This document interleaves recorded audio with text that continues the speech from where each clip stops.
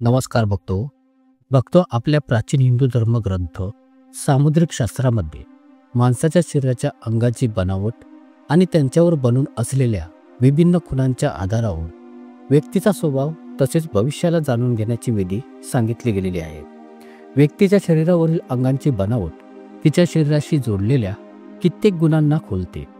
सामुद्रिक शास्त्रामध्ये मुख लक्षण, नासिका लक्षण, मस्तिष्क लक्षण, हस्तलक्षण, दंतलक्षण अशा शरीराच्या सर्व अंगाच्या लक्षणांच्या बाबतीत अगदी विस्तारितपणे माहिती मिळते.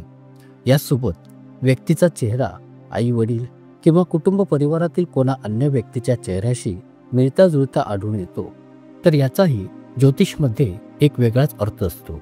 यासोबत व्यक्तीची चालण्याची पद्धत आणि तिच्या बोलण्याच्या पद्धतीने तिच्या मानसिक स्थिती व तिच्या व्यवहाराविषयी माहिती पडते.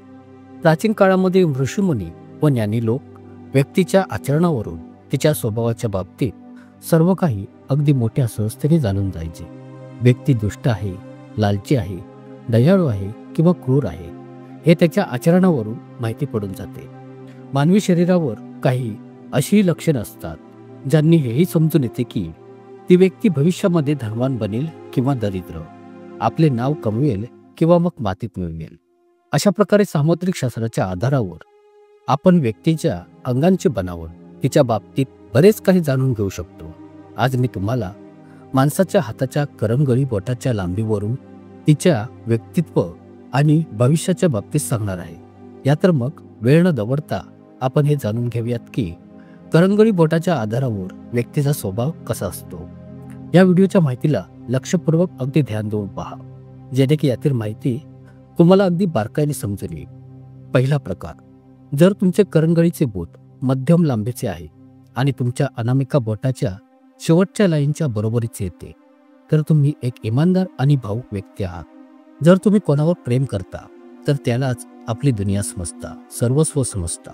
तिच्यापासून विलग होऊन तुम्ही राहणे पसंत करत नाही, नेहमी त्याच्याच विचारात हरपून राहता. त्याचसोबत तुम्ही एक प्रामाणिक आणि समर्पित व्यक्ती आहात. तुम्ही कोणासोबत मैत्री करता अथवा कोणाशी प्रेम करता तर त्याची अगदी चांगल्या प्रकारे काळजी घेता. तुम्हाला वाटते की लोक तुमच्या भावनांना चांगल्या प्रकारे समजून घेऊ शकत नाही. तुम्हाला वाटते की लोक तुमच्या बाबतीत असा विचार करावे की तुम्हाला कोणाचीच गरज नाही, पण खरं तर तुम्हाला लोकांची आवश्यकता असते. तुम्ही तुमच्या लोकांपासून दूर राहू शकत नाही, पण असा दिखावा करता की तुम्ही त्यांच्याशिवाय राहू शकता. तुम्ही एक प्रतिबद्ध आणि मेहनती व्यक्ती आहात. जेव्हा का एकदा काही करण्याचे मनामध्ये ठाम निर्णय घेता तर त्यास पूर्ण करण्यासाठी भरभरून प्रयत्न करता. तुम्हाला काही मार्ग लागण्याची फारच भीती वाटत राहते, त्यामुळे तुम्ही कोणतेही कार्य करतेवेळी सावधानता पाळता. जेव्हा तुम्हाला कोणी व्यक्ती आवडत नाही किंवा मग तुम्हाला त्याच्यासोबत अस्वस्थ वाटू लागते, तेव्हा तुम्ही त्या व्यक्तीला ही गोष्ट सांगण्यास पसंत करत नाही. तुम्ही कोणाला दुःखी करू इच्छित नाही, त्यामुळे तुम्ही स्पष्टपणे कोणास सहज अगदी मनाई करू शकत नाही. कोणी तुम्हाला दुखावतो तर तुम्ही शांत राहता. त्याच्याशी जास्त वाद घालत राहणे तुम्ही पसंत करत नाही.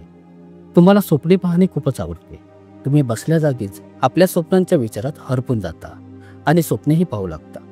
दुसरा प्रकार बघतो, जर कोणा व्यक्तीच्या करंगळी बोटाची लांबी कमी आहे, म्हणजेच तिच्या हाताच्या अनामिका बोटाच्या शेवटच्या रेषेच्या खाली आहे, तर ती व्यक्ती मोकळ्या विचारांवाली असते.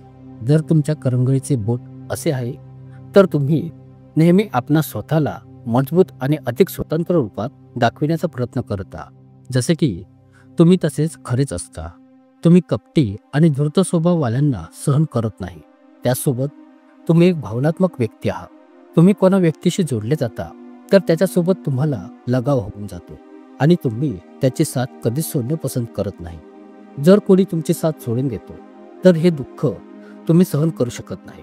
तुम्ही खोटे, पाखंडी, बेईमानी करणाऱ्या व्यक्तींची घृणा करता, कारण की हे तुमच्या मूळ तत्वांच्या विरुद्ध आहे आणि तुम्ही अशा व्यक्तीला आपल्या सोबतही ठेवणे पसंत करत नाही. तुम्ही सहनशील व्यक्ती नाही आहात आणि तुम्हाला राग, द्वेष व क्रोधही खूपच लवकर येतो. अभिमानी असण्याच्या सोबतच तुम्ही अपमानासही सहन करू शकत नाही. तुमचे मन खूपच मोठे आहे, त्यामुळे तुम्ही कोणाचीही मदत करता. कोण आपले कोण परके याच्याविषयी तुम्ही जास्त विचार करत नाही. जर व्यक्ती भरवशाच्या लायक आहे तर तुम्ही त्याची मदत करता. तुम्हाला हसणे, मजाक, मस्ती करणे खूपच पसंत आहे.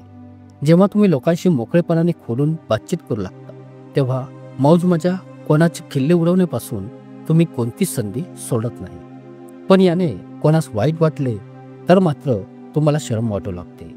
तुम्ही नवीन व्यक्तींसोबत फारच गंभीरतेने वागणारे व्यक्ती आहात, परंतु मित्र आणि आपल्या परिवारांच्या समोर तुम्ही अगदी मनमोकळेपणाने, पूर्णतः स्वतंत्रपणाने आपल्या स्वभावाचे प्रदर्शन करता.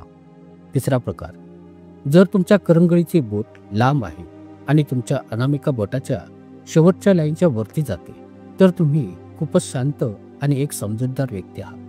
तुम्ही अगदी सहजतेने त्या वस्तूंना, त्या गोष्टींना विसरून जाता ज्या की तुम्हाला त्रास देत राहतात. तुम्हाला राग जास्त नाही आणि तुम्ही तुमच्या रागावर नियंत्रण ठेवणे जाणता. तुम्ही अनोळखी व्यक्तीसोबत अथवा नवीन ठिकाणांच्या स्थानी अस्वस्थता जाणवत राहता. नवीन वातावरण किंवा मग नवीन गोष्टींना समजण्यासाठी तुम्हाला थोडीशी कठीणाई वाटू शकते. तुम्ही दुसऱ्यांचे सल्ले ऐकण्यास पसंत करता आणि त्यांच्या विचारांचा सन्मानही करता. तुम्हाला निरर्थक वायफळ बडबड करणे पसंत नसते आणि याच कारणामुळे तुम्ही दुसऱ्यांना बोलण्याची संधी देता. त्यामुळे अन्य लोकही तुमचा सन्मान करतात. तुम्हाला अहंकारी लोक पसंत नाही. जर कोणी व्यक्ती तुमच्यासमोर स्वतःविषयी बढाई मारतो किंवा मग कोणा तिसऱ्या व्यक्तीचा तिरस्कार करतो तर तुम्ही अशा व्यक्तींची घृणा करता. तुम्ही कोणा दुसऱ्याचे वाईट इच्छित नाही आणि याच कारणामुळे तुम्ही कोणाच्या पाठीमागून तिच्या बाबतीत काहीच बोलत नाही. जेव्हा तुम्ही कोणत्या समस्या अथवा अडचणीशी निपटणे जाणत नाही तेव्हा तुम्ही त्यास दुर्लक्षित करता आणि त्याच्याविषयी जास्त विचार करत राहू आपला वेळ बर्बाद करू इच्छित नाही. तुम्ही फारच साधे व सरळ स्वभावाचे व्यक्ती आहात. तुम्हाला अगदी चांगल्या प्रकारे माहीत आहे की तुम्हाला काय पसंत आहे आणि काय नाही. तुम्ही फारच लवकर कोणा दुसऱ्या व्यक्तीवर विश्वास ठेवता, पण नंतर त्याच्या बाबतीत विचार करून संकोचही व्यक्त करू लागता. तुम्ही स्वतःच्या चुकांपासून काही नवीन शिकण्याचाही प्रयत्न करता. तर बघतो, हे होते करंगळी बोटाचे ते 3 प्रकार आणि तुम्ही यापैकी कोणत्या प्रकारात येता हे मला कमेंट्स करून नक्कीच कळवा. आशा करतो तुम्हाला ही माहिती नक्कीच आवडली असेल. खूप खूप धन्यवाद.